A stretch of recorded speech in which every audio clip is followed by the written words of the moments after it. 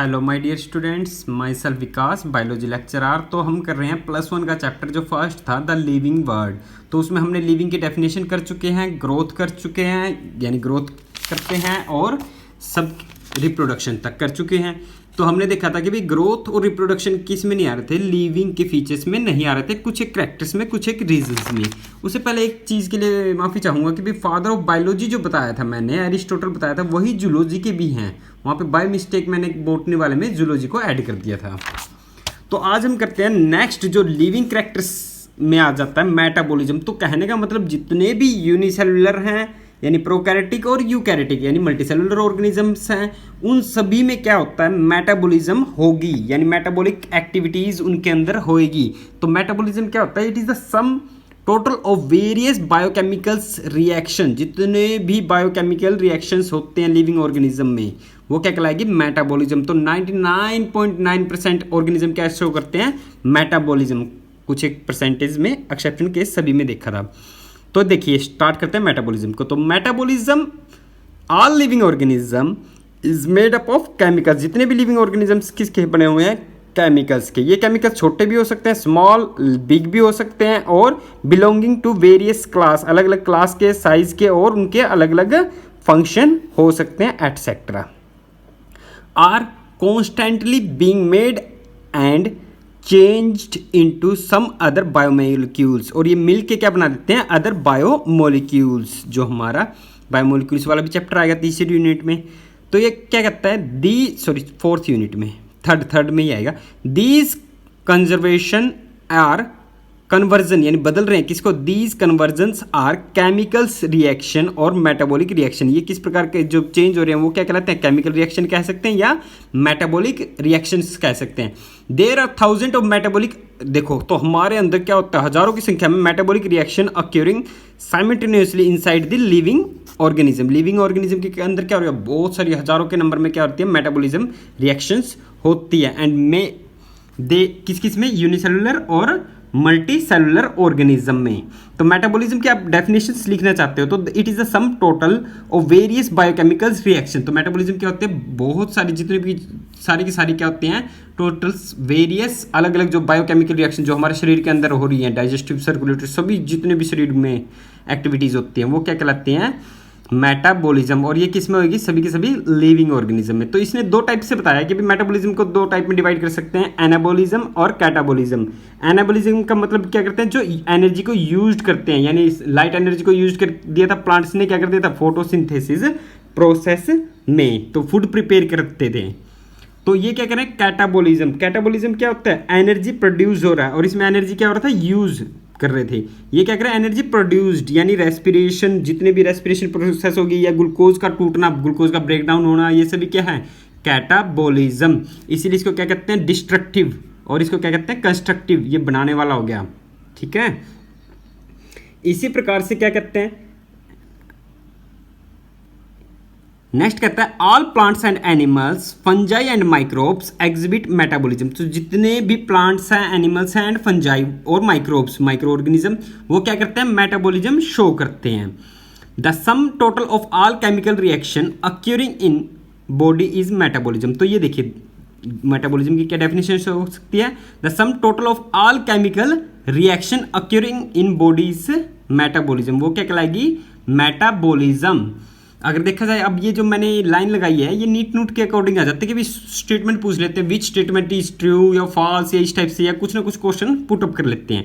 तो यहाँ तक मेटाबॉलिज्म के बारे में तो हम कर चुके हैं, लेकिन देखिए नो नॉन लिविंग की भी, कोई भी जो non living object exhibit metabolism, वो क्या नहीं करता, शो नहीं करता, मेटाबॉलिज्म शो नहीं करता। Metabolic reaction can be demonstrated outside the body in cell free system. अगर मान लो, अगर एक सिंपल तौर पे एग्जांपल के तौर पे करना चाह रहे हैं, आउटसाइड यानी बॉडी से अंदर, लेकिन मेटाबॉलिज्म रिएक्शन क्या होती है, इनसाइड द बॉडी। बट ये कह रहा है कि अगर आउटसाइड में करें तो एन आइसोलेटेड मेटाबॉलिक रिएक्शन जो outside the body of organism perform कर रहे हैं इन टेस्ट ट्यूब में, जो आप प्रखनली कह देते हैं जिसको, आइदर लिविंग और नॉन लिविंग। वो किस में हो सकते हैं, लिविंग और नॉन लिविंग के अकॉर्डिंग। लेकिन हम इसको कैरेक्टर्स में नहीं रख सकते, बाहर वाले कैरेक्टर्स, क्योंकि जितने भी बाहर केमिकल रिएक्शंस होती है वो क्या है, लिविंग कैरेक्टर्स में नहीं आएंगी। तो hence the metabolism is defining features of all living organism without exception, कि भी किसको यहाँ पे कोई भी एक्सेप्शनल केस नहीं रहेगा जैसे ग्रोथ एंड डेवलपमेंट में था। Isolated metabolic reaction in vitro are not living things but surely living reactions, कि भी वो मान लो जो इन विट्रो जो हम टेस्ट ट्यूब में कल्चर प्लेट्स में इनमें कर रहे हैं वो क्या कर रहे हैं, मेटाबॉलिक रिएक्शंस जो है आर नॉट लिविंग थिंग्स, वो क्या नहीं है, लिविंग थिंग्स नहीं है बट श्योरली लिविंग रिएक्शन, होती तो लिविंग रिएक्शन है लेकिन वो लिविंग थिंग्स में नहीं आती क्योंकि वो कहते हैं इंटरनली होती है मेटाबॉलिज्म। तो एंड में हम ये कह सकते हैं कि भाई hence the cellular organisation of the body is defining features, तो जो सेलुलर सेल से मिलके बने हुए हैं ना, organisation of body is defining features of life, कि भाई ये क्या है, डिफाइनिंग फीचर्स ऑफ लाइफ में आ जाता है। तो एक बात बताई थी, बेसिक यूनिट क्या होते हैं, जैसे जितने भी कार्बन एटम्स हैं, कार्बन नाइट्रोजन सल्फर ऑक्सीजन, उससे मिलके क्या बनते हैं, सेल्स की फॉर्मेशन होती है। सेल से क्या बनता था हमारा, टिश्यू, यानी basic unit of life is called cell, यानी स्ट्रक्चरल एंड फंक्शनल यूनिट होती थी। टिश्यू क्या होता है, टिश्यू क्या होता है, ग्रुप ऑफ सेल हो गया। ग्रुप ऑफ सेल ने क्या बना दिया, ऑर्गन, कोई भी आपके बॉडी के अंदर ऑर्गन बन गया। ऑर्गन ने क्या कर दिया, वो जो ऑर्गन बना, ऑर्गन क्या करेगा, काम करना शुरू कर देगा, यानी ऑर्गन सिस्टम की फॉर्मेशन कर देता है, यानी उसका जो भी फंक्शन है, और फाइनली क्या बन जाता है, हम ऑर्गेनिज्म बन गए। तो हम इस बायोलॉजी में जो +1 में है, हम सेलुलर लेवल पे ऑर्गेनाइजेशन पे भी देखेंगे, टिश्यू लेवल पे भी, जो चौथा चैप्टर रहेगा हमारा ऑर्गन पे भी, कि भी सिंगल सेल वाला भी है, टिश्यू से भी मिलके बने हुए हैं या ऑर्गन से, ये डिफरेंट टाइप के ऑर्गेनिज्म को हम स्टडी करेंगे चौथे चैप्टर में।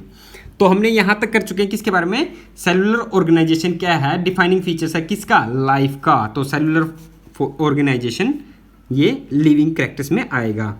इसी प्रकार से कहता है, Perhaps the most obvious and technically complicated features of living organism, जितने भी living organisms हैं, is the ability to sense surrounding the environment, कि भाई living organism को पता चलता है surrounding environment, कि भाई आज गर्मी है, सर्दी है, कल बारिश हुई है, इस टाइप के जितने भी कैरेक्टर्स हैं। रिस्पॉन्स करता है environment stimuli के according which could be physical, वो किस प्रकार के हो सकते हैं, फिजिकल हो सकता है, केमिकल और बायोलॉजिकल, तीनों ही चीज़ रह सकती हैं। We sense our environment through our sense organ. Sense organ हमारे पास कितने होते हैं, 5 सेंस ऑर्गन होते हैं। कितने होते हैं, 5 सेंस ऑर्गन। अगर बात करें किसकी, पहला सेंस ऑर्गन क्या है, हियरिंग के लिए। हियरिंग के लिए क्या काम आता है, आई। अगर सॉरी, हियरिंग के लिए क्या होता है, ईयर। विजन के लिए क्या हो गया, ये विजन के लिए हो गया, देखने के लिए। विजन के लिए आई, ईयर क्या हो गया, हियरिंग, सुनने के लिए, ठीक है। टेस्ट के लिए क्या होगी, टंग। टंग किस चीज़ के लिए, टेस्ट के लिए। अगर बात करें फोर्थ की, स्किन। स्किन किस चीज़ के लिए होती है, टच के लिए। तो लास्ट जो हमारा 5th रह गया, क्या रह गया हमारा, स्मेल के लिए। किसके लिए, स्मेल के लिए। स्मेल के लिए क्या रहती है हमारी, नोज, यानी यहाँ पे क्या रख देंगे, नोज। जो 5th क्या रहेगा हमारा, नोज। तो आई, ईयर, टच के लिए टंग होगी, ठीक है, सॉरी टेस्ट के लिए टंग होगी, और स्किन, और फाइनली क्या होती है, नोज। ये 5 हमारे क्या है, सेंस ऑर्गन। तो ये सभी सेंस ऑर्गन हमें क्या करते हैं, अलग अलग इन्वायरमेंट कंडीशन को बताते हैं। इसी प्रकार से ये तो ह्यूमन बींग्स के अकॉर्डिंग था। प्लांट्स भी क्या करते हैं, रिस्पॉन्स करते हैं। एक्सटर्नल फैक्टर, बाहर से जो फैक्टर है पड़ रहा है प्लांट्स के लिए, कौन कौन से, लाइट का, वाटर का, टेम्परेचर का, एंड अदर ऑर्गेनिज्म या पोल्यूटेंट। कि भाई सीधी बात है, लाइट कम आ रही है, फोटोसिंथेसिस रिएक्शन पे इफेक्ट पड़ेगा, वाटर कम आएगा तो मिनरल न्यूट्रिशन कम आएंगे, टेम्परेचर पे भी इफेक्ट करते हैं, ज़्यादा टेम्परेचर पे कोई प्लांट्स ग्रो भी नहीं कर पाता। तो ये सभी क्या हैं, या पोल्यूटेंट या अदर ऑर्गेनिज्म पे ये सभी क्या कर रहे हैं, ये एक्सटर्नल फैक्टर में आते हैं जो इसको प्रभावित करते हैं प्लांट्स को। ऑल लिविंग ऑर्गेनिज्म, यानी all organisms form from the prokaryotic to eukaryotic, यानी क्या कह रहा है, प्रोकैरियोटिक क्या है, simple, to most complex eukaryotic can sense and response. कि भी चाहे प्रोकैरियोटिक हो चाहे यूकैरियोटिक हो, वो क्या करते हैं, सेंस एंड रिस्पॉन्ड करते हैं इन्वायरमेंटल काज को या क्यूज को, जितने भी इन्वायरमेंट के चेंजेस हो रहे हैं। फोटो पीरियड हो गया, फोटो पीरियड ये होता है टेम्परेचर के according. Light, photo means light period, कितनी ड्यूरेशन के लिए लाइट चाहिए। तो अलग अलग प्लांट्स होते हैं जो फोटोपरेटोइज्म शो करते हैं, ये भी हम प्लांट फिजियोलॉजी में पढ़ेंगे, जो इफेक्ट करते हैं किस पे, रिप्रोडक्शन पे एंड सीजनल ब्रीडर पे। ये इन्होंने एग्जाम्पल दे दिया किसका, फोटो पीरियड का, लाइट कितने टेम्परेचर पे। तो अगर 10th क्लास में आपको रिमाइंड हो कि भाई हमने क्या किया था, अलग अलग टेम्परेचर पे क्या कर रहे थे, ऑर्गेनिज्म अपना सेक्स चेंज कर रहे थे। यानी 30 डिग्री से अबव में क्या हो रहा था, फीमेल की फॉर्मेशन हो रही थी, कहीं कहीं क्या था, टर्टल का एग्जाम्पल आया था। तो वो क्या है, टेम्परेचर सीजनल ब्रीडिंग के अकॉर्डिंग वो चेंज कर देते हैं, मेल या तो मेल की फॉर्मेशन करेंगे या फीमेल की ही। बोथ प्लांट्स एंड एनिमल्स, और साथ के साथ क्या करते हैं, प्लांट्स और एनिमल्स का भी एग्जांपल दे रहे हैं इसमें। All organism handle chemical entering of their bodies, all organism क्या करते हैं, केमिकल एंटरिंग जो है हैंडल करते हैं, chemical entering of their bodies के अंदर जो जा रही है। तो all living organism therefore are aware, जागरूक है किस चीज़ के लिए, सराउंडिंग के लिए, चारों तरफ जो इन्वायरमेंट में चेंज आ रहा है। Human being is the only one organism to aware of himself, सबसे ज़्यादा सेल्फ कॉन्शियसनेस जो हम हैं लिविंग ऑर्गेनिज्म ह्यूमन बींग्स हैं। तो कॉन्शियसनेस को क्या कह सकते हैं, डिफाइनिंग प्रॉपर्टी है किसकी, लिविंग ऑर्गेनिज्म की। तो लिविंग ऑर्गेनिज्म में कॉन्शियस, सेलुलर ऑर्गेनाइजेशन, मेटाबॉलिज्म, ये सभी क्या है, लिविंग ऑर्गेनिज्म के कैरेक्टर्स को बताते हैं। लेकिन ग्रोथ और रिप्रोडक्शन होता तो है, लेकिन उसके कुछ एक एक्सेप्शनल केसेस के अकॉर्डिंग।